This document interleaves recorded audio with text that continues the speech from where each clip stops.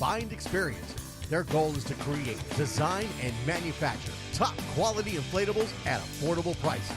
All Star Inflatables is proud to manufacture 100% in Texas, 100% made in the USA. All Star Inflatables is a proud sponsor of the Texas Youth Football and Cheer Association. Typha organizations, let them know you're with Typha and get 10% off. See their ad at Typha.com and check them out at www.allstarinflatables.com. That's all-starinflatables.com. Or call their sales department at 888-349-4386. Or email them at sales@allstarinflatables.com. All Star Inflatables. If you can imagine it, They can inflate it. You're listening to Typha Radio, part of the Typha Sports Network.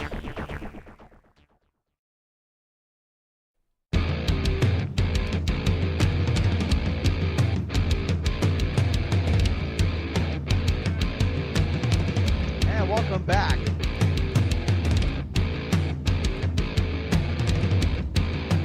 Championship weekend is over. Champions have been crowned.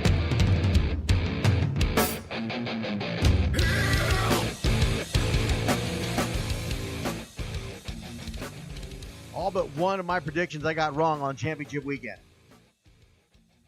But before we get to that, the senior game. Texas Renegades out of Houston. 27-6 over the Unity out of Austin. It was a wet, nasty, cold game. It was real football. So, and I haven't heard this from the Unity coaches themselves, but this has been circulating. This has been said, and from what I understand, there was a complaint that it wasn't a fair game because the Unity is more of a passing team, and because of the weather, they weren't able to pass.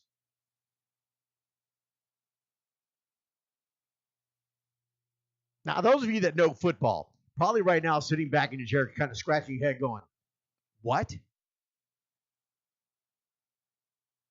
A football team apparently couldn't play well because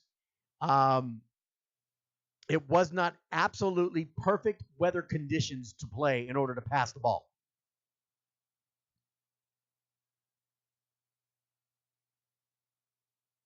That's what I was told. And I saw it on several different forums. I received several different messages telling me that this is what was said. If you came into a championship game but the only thing on your mind was to throw the ball, and you were the last game of the day, and you saw what the weather conditions have been all day long,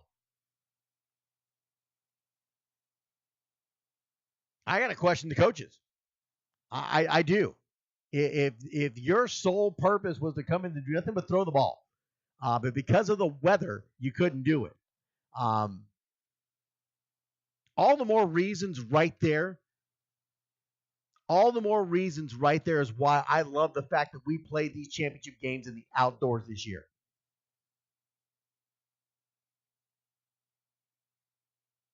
I love that we played it outdoors. For this very reason right there.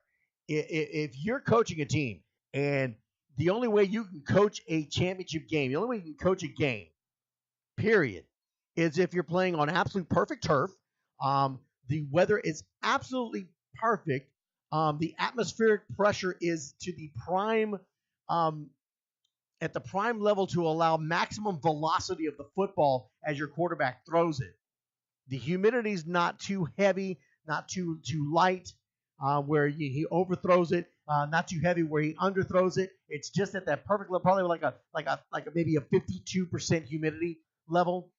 Dew point is probably sitting at about 45%. So it's dry air, it's not heavy air, it's perfect temperature, and you're on the perfect field to play a football game.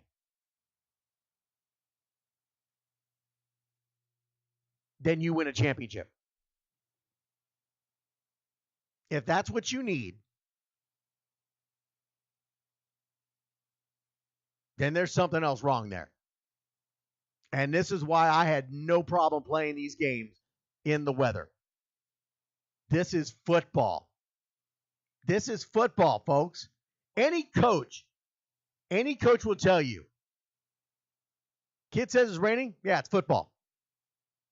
Coach, it's snowing. Yeah, it's football.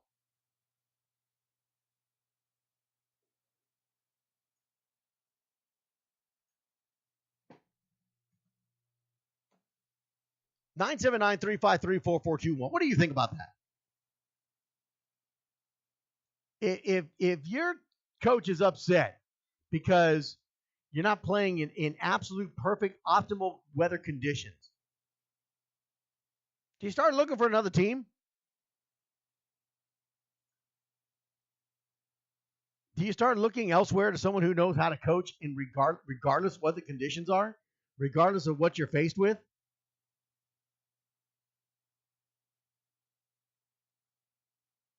Because I got to tell you, Unity, if that is what you guys said,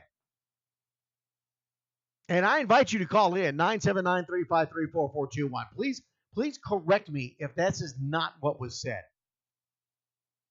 Because I find it hard to believe that any football coach would say something like that. Oh, we didn't win because it was raining, it was cold, and we couldn't throw the ball. Really? That's why you couldn't win the football game.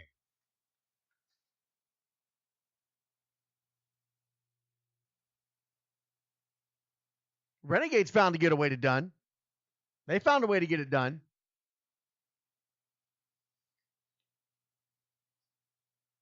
If I remember correctly, they even threw the ball a few times. Renegades win 27-6.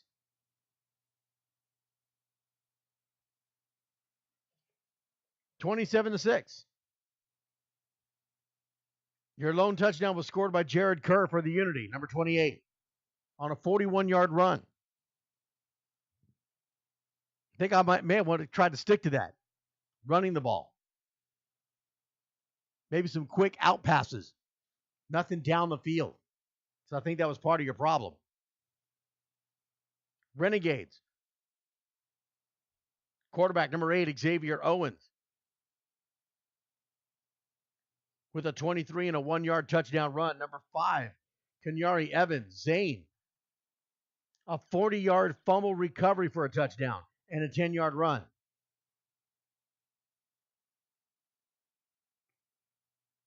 Bottom line is the Renegades took it to you and won the football game. They beat you offensively. They beat you defensively.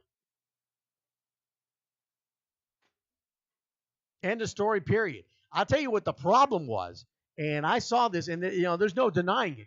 I'm not throwing any, as some people like to say, I'm not throwing any shade at anybody. But I tell you what, when you go on social media and you start running at the chops about how you ain't got no competition against anybody, you beat anybody you face, instead of being humble, sitting back, be quiet, win your games, show up, and get it done in championships. All you did was spark the Renegades. All the Renegades said was, okay, show up game day. We're going to shut you up. And that's what they did. Renegades got it done. Congratulations to the Renegades. Well, let's get to the Rockets and the Pack. First and foremost, congratulations to the Pack. Wow. What a game. Before I go down there, brother, for the rookie game, of course, the Northeastern Panthers and Texas Renegades got it done. 37-0 Pack all over the Renegades. Player of the game, both from the Northeastern Panthers, number 2, Jermaine Bishop Jr., and Trent Burkhalter were the Al Hollins player of the game. Congratulations to them. In the Tykes Division 1, we didn't mention this one. Dylan Mitchell, of course, the player of the game for the Marlins. Dunya Bradley was the player of the game for the Pack. 31-13, Marlins with the win. So the Judson Junior Rockets and the North Houston Panthers. And it kind of goes back to what I just mentioned just a few minutes ago, maybe a minute ago.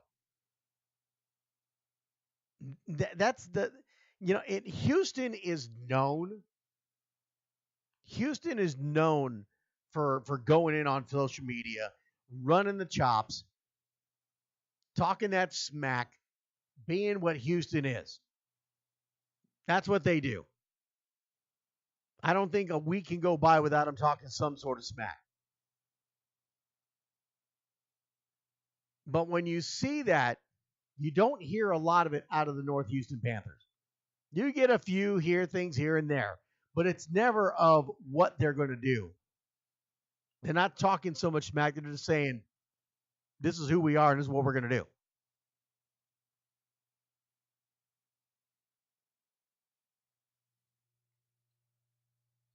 Now, first and foremost, before I go in on this has nothing to do with the kids. Nothing to do with the kids from the Judson Junior Rockets. Some great kids, great talent, great team, had a great run this season.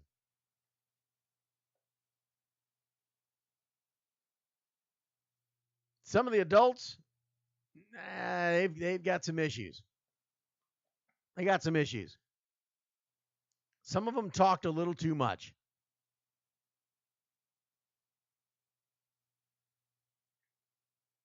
But here's what I saw as a football guy. Not so much about the smack talk, all the talk on social media, nothing like that. Here's what I saw in this game.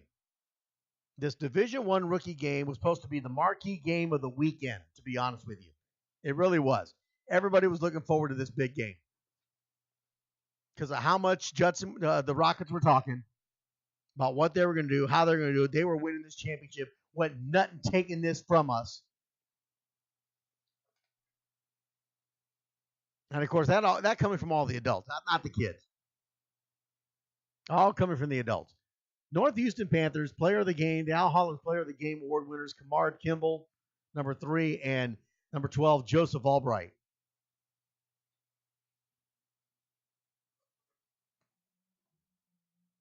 Five touchdowns on the day. Final score 32-0. The Pack with the win. 6-yard run by number 6, Jared Gooder. Excuse me, for a 7-yard run by number 6, Jared Gooder. A 50-yard run by number 12, Joseph Albright. A 45-yard pick six. A 45-yard pick six by number 4, Braylon Conley. I'm probably reading my own handwriting. Number 9 with a 2-yard run, Cameron Phoenix. And Austin Abram with a 14-yard run. Totally dominated the Judson Junior Rockets. Was glad to see Levi Dashney out there. He suffered the knee injury during semifinals, but his father came up and talked to me, let me know that that kid was in the backyard playing the next day.